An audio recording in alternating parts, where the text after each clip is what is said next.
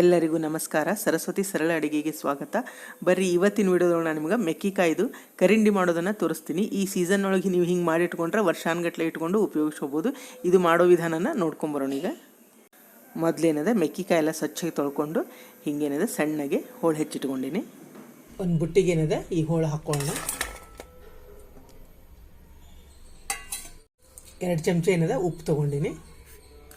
ಇದಕ್ಕೆ ಉಪ್ಪು ಹಾಕ್ಲಿಕತ್ತೀನಿ. ಒಂದು ಅರ್ಧ ಸ್ಪೂನ್ ಏನದ ಅರಿಶಿನ ಪುಡಿ ಹಾಕ್ಕೊಂಡು ಮಿಕ್ಸ್ ಮಾಡ್ಕೊಂಡು ಎಲ್ಲಾನು ನೋಡ್ರಿ. ಇದು ಅರಿಶಿನ ಉಪ್ಪು ಏನದೆಲ್ಲಾನು ಮಿಕ್ಸ್ ಮಾಡ್ಕೊಂಡಿನಿ. ಇದನ್ನೇನದ ಒಂದು ಅರ್ಧ ತಾಸು ಏನದ ಮುಚ್ಚಿಡೋಣ. ಈಗ ಅರ್ಧ ತಾಸು ಆಗ್ಯದ. ಇದನ್ನೇನೆ ಇಟ್ಟು ನೋಡೋಣ ತೆಗೆದು ಹೆಂಗಾಗ್ಯದ ಅಂತೇಳಿ. ನೋಡ್ರಿ, ಇಲ್ಲಿ ಉಪ್ಪು ಮತ್ತು ಅರಿಶಿನ ಹಾಕಿದ್ದಕ್ಕೆ ಏನದ ನೀರು ಬಿಟ್ಕೊಂಡದ. ಹಿಂಗೆ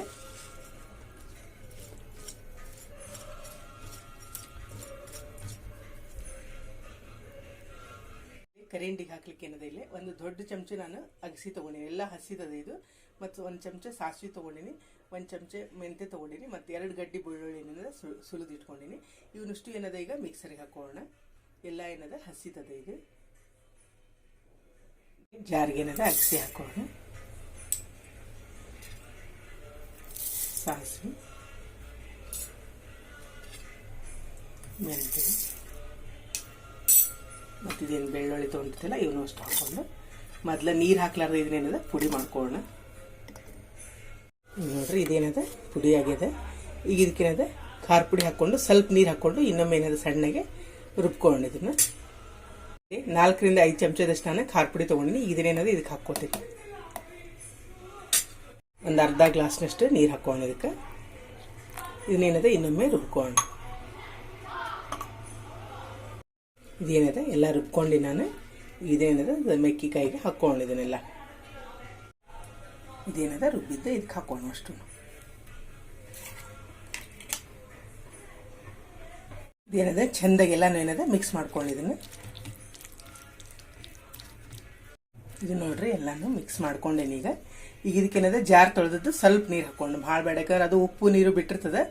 ಭಾಳ ಹಾಕೊಳ್ಳೋದೇನು ಬೇಡ. ಇದೇನದ ಜಾರ್ ತೊಳೆದದ್ದು ನೀರು ಹಾಕೊಳ್ತಿದ್ದೀನಿ.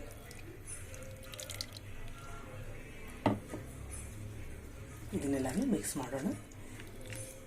ಇದೇನದ ಒಂದು ಗಾಜಿನ ಬಾಟ್ಲಿ ಅಥವಾ ಪ್ಲಾಸ್ಟಿಕ್ ಬಾಟ್ಲಿ ಒಳಗೆ ಹಾಕಿ ಒಂದು 3 ರಿಂದ 4 ದಿವಸ ನೀವು ಬಿಸಿಲಾಗಿಟ್ಟು ಆಮೇಲೆ ಏನಾದ್ರು ಉಪಯೋಗ ಮಾಡಿದ್ರೆ ಭಾಳ ಅಂದ್ರೆ ಭಾಳ ರುಚಿ ಇರ್ತದೆ. ಇದೇನದ ನಾನು ಒಂದು ಪ್ಲಾಸ್ಟಿಕ್ ಡಬ್ಬಿಗೆ ಹಾಕೊಂಡಿದ್ದೀನಿ. ಇದನ್ನೇನದ ಮ್ಯಾಲ ಮುಚ್ಚಿ 3 ರಿಂದ 4 ದಿವಸ ಬಿಸಿಲೊಳಗೆ ಇಡೋಣ ಅಂತ. ಇದೇನದ 3 ದಿವಸ ಬಿಸಿಲಾಗಿಟ್ಟ ಮೇಲೆ ಹಿಂಗಾಗ್ತದೆ. ಇದು ಭಾಳ ಅಂದ್ರೆ ಭಾಳ ಟೇಸ್ಟ್ ಇರ್ತದೆ. ಭಕ್ರಿ ಚಪಾತಿ ಜೊತೆ ನೀವು ಇದಕ್ಕೆ ಸ್ವಲ್ಪ ತೊಗೊಂಡು ಒಗ್ಗರಣೆ ಹಾಕ್ಕೊಂಡು ತಿಂದ್ರೆ ಭಾಳ ರುಚಿ ಹತ್ತದ. ಅನ್ನದ ಜೊತೆ ಸತ್ಯಕ್ಕೆ ಇದನ್ನು ಬರೀ ಅನ್ನಕ್ಕೆ ಕಲಿಸ್ಕೊಂಡು ಊಟ ಮಾಡ್ಬೋದು. ಈ ಮೆಕ್ಕಿಕಾಯಿ ಸಿಕ್ಕರೆ ನಿಮ್ಮ ಮನೆಯೊಳಗೂ ನೀವು ತಪ್ಪದೇ ಟ್ರೈ ಮಾಡಿರಿ. ಈ ವಿಡಿಯೋ ನಿಮಗೂ ಎಲ್ಲ ಇಷ್ಟ ಆಗಿದೆ ಅಂದ್ಕೊಂಡಿನಿ. ಮತ್ತೊಂದು ಸಾಂಪ್ರದಾಯಿಕ ಅಡುಗೆಯೊಂದಿಗೆ ಭೇಟಿಯಾಗೋಣಂತ. ಶ್ರೀರಾಮ ಸಮರ್ಥ.